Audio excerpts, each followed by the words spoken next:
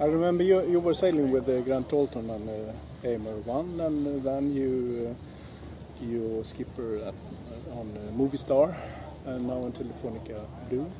And tell me about your sailing history.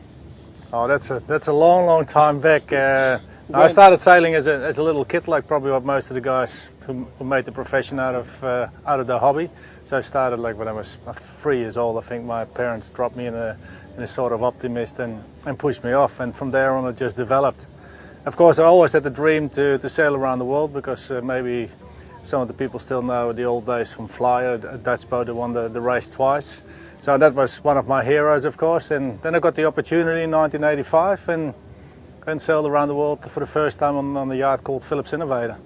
And from there on my career basically has taken off. Then I got hired by a German team, and since then I could make my living out from sailing.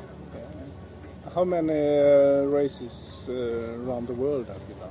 So this is my 6th race I'm doing. So that's been 7 times around Cape Horn. So quite a few miles under the belt.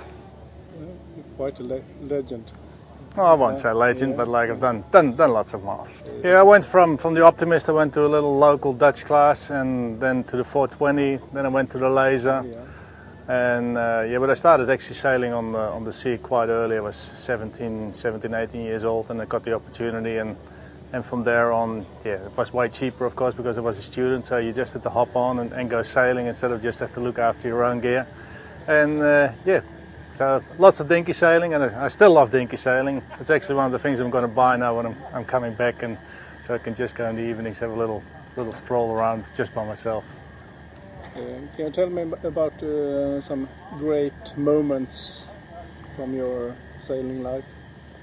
Yeah, of course, every win is a nice one, and I'm always saying it doesn't matter which win it is, if it is just a Wednesday night regatta or you're winning a world championship.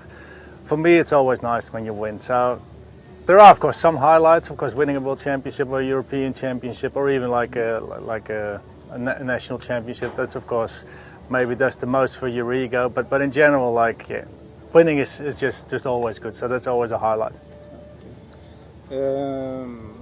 What about this race? You have a very quick boat, fast boat. Yeah, the boat is fine. There's no problem with that at all. I think we became faster and faster. We didn't have the longest time before the race. We only went in the water last year, July. So actually the boat is not even a year old right now. And that cost us a little bit of speed, but we have been picking up during the race. But the boat is nothing wrong with that. So it's always pushing hard and trying to win. Yeah, we've got a fantastic crew. It was one of the obligations from the sponsors that we had the 5 Spanish guys on board. So some of the guys I didn't even know, but we've got a real nice mix from our Olympic sailors. We've got 3 people on board who won a gold medal, and even another person who sailed the Olympics who didn't win a medal. So we've gone really from offshore sailing and dinky sailors, and we've got a fantastic team, because we had a couple of downs as well, but we always pull through as a team. There are 2 Telefonica boats. Are they exactly the same? They are exactly the same lines, but one has been built in Spain and the other one was built in New Zealand. But for the rest they are identical. What do you like the Swedish West Coast? Have you been there before? I've been here before in Marstrand. I sailed a long time ago a 1-ton national championship, Swedish championship over here, and the 1-ton cup where we finished 2nd, and where we actually hit the bottom as well. And one of the time when we sailed back in, looking at the girls laying on the beach, so that was a bit of a mistake. But I've been in Marstrand as well with the match racing. I sailed with Jesper Bank in the match race team. So it's a lovely place. Some words about the start. What happened? The start itself went okay. I knew as well, just from the time that I've been sailing here before, like when there is a sea breeze condition, it always starts filling in from the right first. So we did that okay, and we were leading at the bottom mark, and then we were off, and it was just as hectic at that stage. We had to put a staysail up, which we did, and then we had to bring the stack over all the sails to the weather side, and just the navigator gave a hand with that and just didn't look for probably half a minute on the screen, and that was it. Bang, straight on the only rock on our way. So it shouldn't have happened, but it has happened, and right now I can't change it, and it just It's of course hugely disappointing because we just gave the second place away over there, especially like how it was setting up that day. Probably the leader would always sell them more breeze, and probably we could have extended a bit more on Puma. Yeah, I think in that sense, I think everybody is amazed that the damage hasn't been more severe.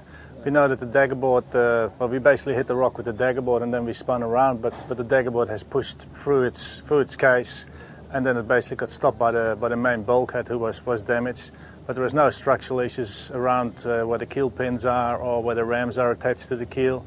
And that was really a big amazement for everybody. Like, we had one of the structural engineers here from the fire office, and yeah, he just couldn't believe that there was no more damage. So in that sense, we've been very fortunate, because it could have been way worse. Well, basically could have sunk at that place. It will be more Volvo Ocean races. Will you be there at the next time? We will see if I will be there. I love it. It's just the most fantastic sailing you can have. And I'm still not too old to say I have to retire. So I'm most likely see me back in 2 years' time on the start line again in Alicante. Mange Olsson is 60. You see, there's still hope for me. Thank you. You're welcome.